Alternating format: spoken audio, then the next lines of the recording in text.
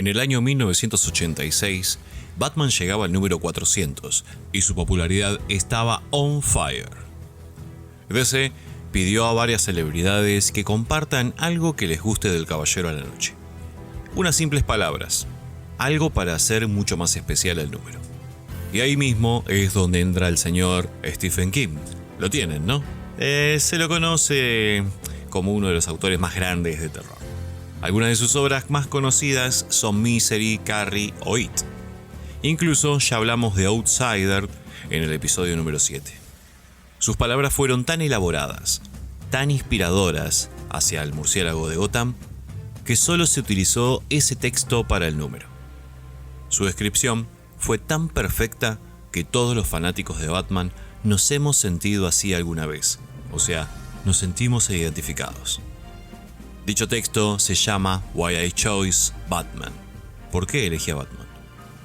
Y lo escribió a modo de ensayo. Vinieron de lugares muy lejanos a salvarnos de seres llenos de maldad.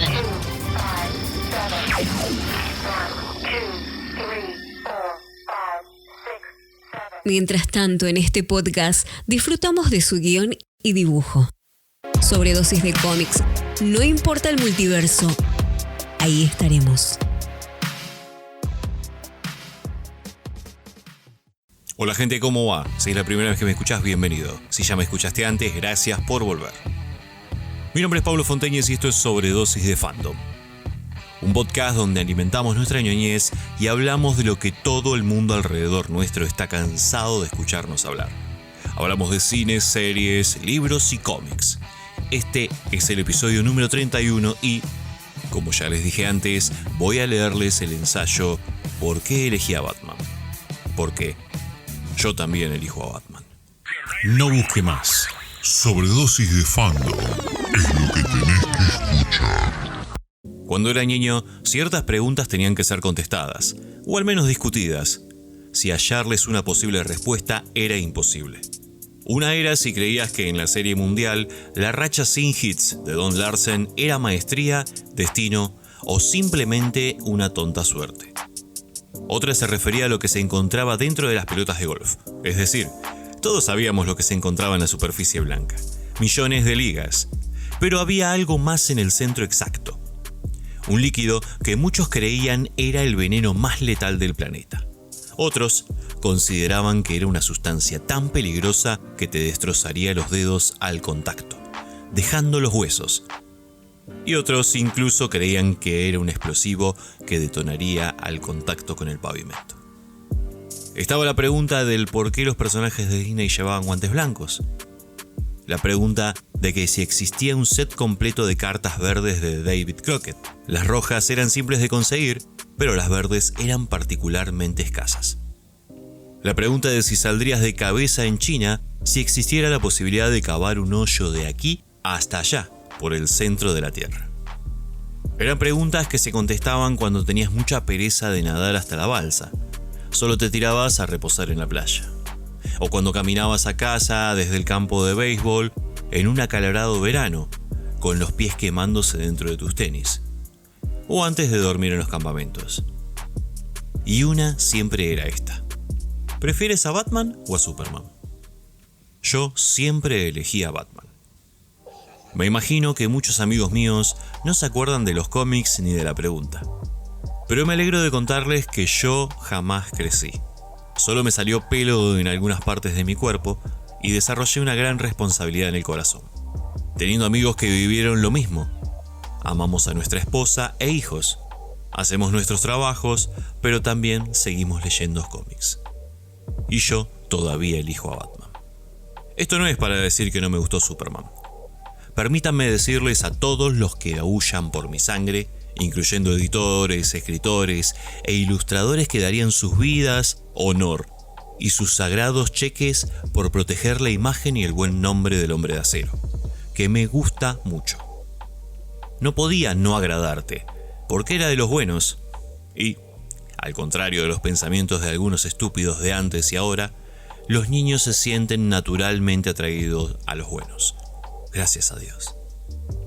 Porque contaba con todos los geniales poderes, por tener un repertorio variado de enemigos para batallar, incluyendo el pequeñuelo con el impronunciable nombre al que todos pronunciamos, Mixtaplik, y que para regresarlo a la cuarta dimensión debías engañarlo a decir King Slap o algo por el estilo.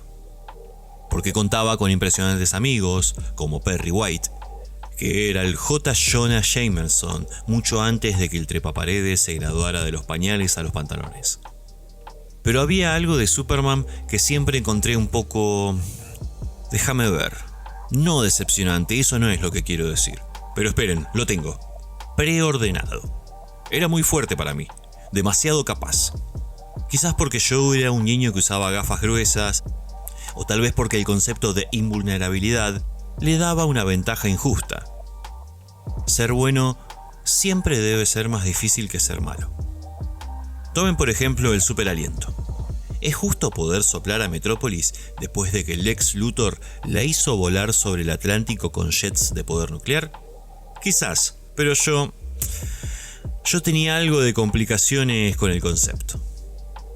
Contaba con su talón de Aquiles, desde luego, pero era, al menos hasta que los editores empezaron a confundir la kriptonita roja, la kriptonita amarilla y quizás hasta la kriptonita color pistache, demasiado pequeño. Batman, sin embargo, era solo un tipo. Un tipo rico, sí. Un tipo fuerte, lo concedido. Un tipo inteligente, apuesto a que sí. Pero no podía volar.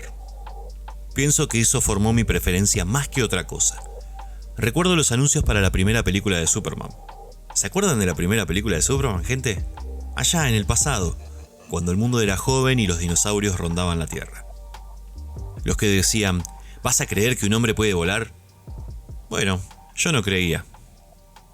No en la película y no en los cómics. Irónicamente, lo más cercano que llegué a creer fue con su serie de televisión. Pero cuando Batman bajaba de una cuerda hacia la guarida del Joker, o paraba al pingüino de tirar a Robin en un recipiente de grasa en ebullición con un Batarang bien lanzado, yo creía. No eran cosas habituales, les concedo eso amablemente, pero eran cosas posibles. Podía creer en un justiciero enmascarado que se columpiaba de cuerdas, lanzaba boomerangs con excelente precisión y conducía como Richard Petty intentando llevar a una mujer embarazada al hospital. El superaliento era difícil de creer, pero alguien que conservaba un pequeño compuesto para disolver. Las laboriosas cuerdas con las que los pillos del mundo siguen insistiendo en atarte, en un compartimiento de su cinturón, una linterna de alta potencia en otro, y en otro, un compartimento con un anestésico. Batman ponía a dormir con dardos especiales 10 años antes de que se usara para sedar animales salvajes o personas. Bueno, ese estilo de tipo era mi estilo de tipo. Aunque recibió sus propios ejemplares, es Detective Comics lo que más relaciono con Batman en mi mente. Realmente era un detective, con las características de una aparente inmortalidad como la de los modernos superhéroes. Esos hombres del Olimpo lo rechazaron. Tenía que ser un detective. No podía contar con un superaliento para regresar Ciudad Gótica a su sitio original tras un crimen. Debía detener al Acertijo o a quienquiera que fuera el villano antes de que accionara los jets de poder nuclear. Como Sherlock Holmes, Batman miraba los rastros que dejaban los malos. Tomaba las huellas, sacaba muestras de cabello de la escena del crimen y tomaba testimonios. Tenía expedientes, también como Holmes, de la forma de operar de varios criminales. Buscaba patrones, sabiendo, como todos los grandes detectives, que si encuentra un patrón, puede estar esperando al villano en su siguiente parada.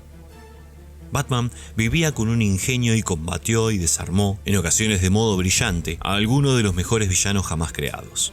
Detuvo, desde robos de joyerías hasta planes bien diseñados. Y conseguía vivir una vida alterna al mismo tiempo, esa de Bruce Wayne, prominente millonario.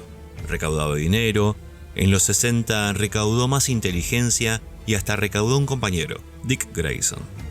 Oh, y otra cosa, quizás la real razón por la que me agradaba más que el otro tipo. Existía algo siniestro en él. Así es, ya me escucharon. Siniestro. Como la sombra y el hombre luna de los pulps, como un vampiro, pero no como virgen. Jamás pensé en eso, gente. Batman era una criatura de la noche.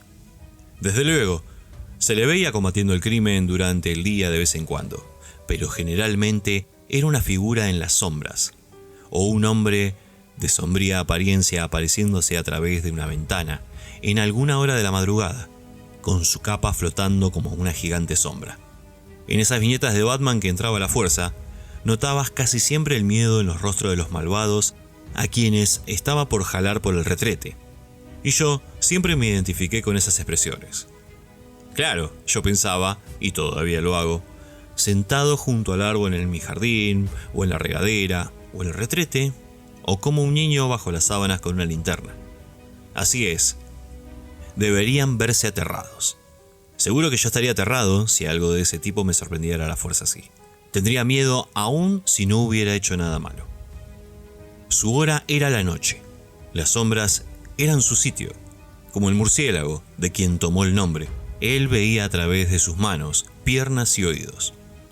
Como Bruce Wayne era jovial, distinguido, lleno de elegancia y encanto, un tipo fácilmente identificado en su biblioteca repleta de libros alineados con un vaso amplio de brandy en una mano y en la otra una botana. Pero cuando la batiseñal flotaba contra uno de los rascacielos de Ciudad Gótica, o tal vez una parte baja de una útil nube pasajera, una siniestra y seria criatura emergía de la baticueva. Le podías disparar y sangraría. Podrías darle un buen golpe a la cabeza y se doblaría, al menos por un instante. Pero nunca, nunca podías detenerlo. Desde la cancelación del poco placentero programa de televisión hasta el 82 o algo así, Batman vivió en las sombras, no solo como un personaje, sino también como un personaje ficticio que se publicó. Hubo una época, no me molesta de compartirlo con ustedes, cuando me ponía a repasar los puestos de periódicos con detenimiento y algo emocionado, cerca de la mitad del mes, seguro que el justiciero enmascarado estaría desaparecido.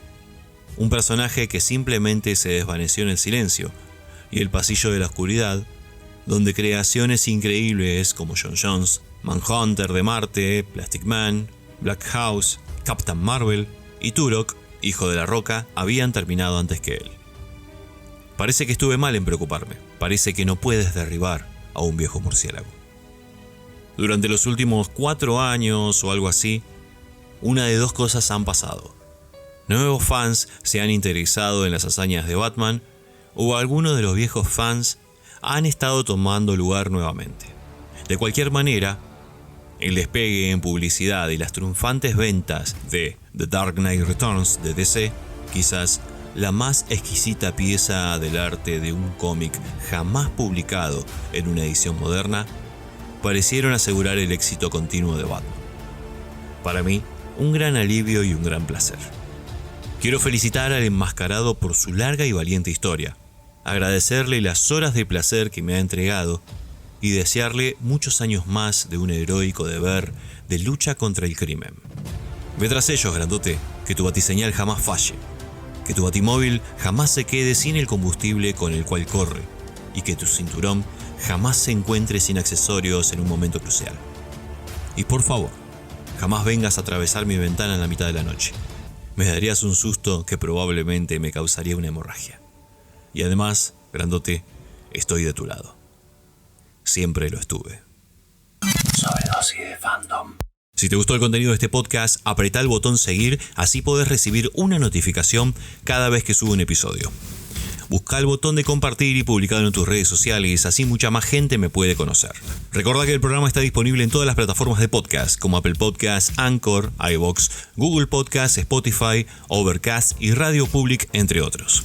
Ahora estamos en YouTube, así que a suscribirse, activar la campanita, darle like o dislike, es un mundo libre, hagan lo que quieran, no hay problema, mientras que lo hagan. Y contale a tus vecinos, compañeros de trabajo y o colegios, el que riega las plantas al lado tuyo o el que saca la basura a la misma hora que vos. Si me dejas un comentario, lo voy a festejar haciéndome un buen asado. No te olvides que estoy en Instagram como Sobredosis de Fandom todo junto, te puedes comunicar por ahí o por mail a sobredosisdefandom@gmail.com. También me podés encontrar en Twitter como @pfontenes. La estoy haciendo larga, así que me rajo. Mi nombre es Pablo Fonteñez, buena vida. Chao. Este episodio llegó a su fin.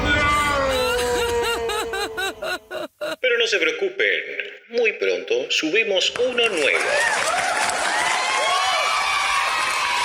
Sobredosis de fandom.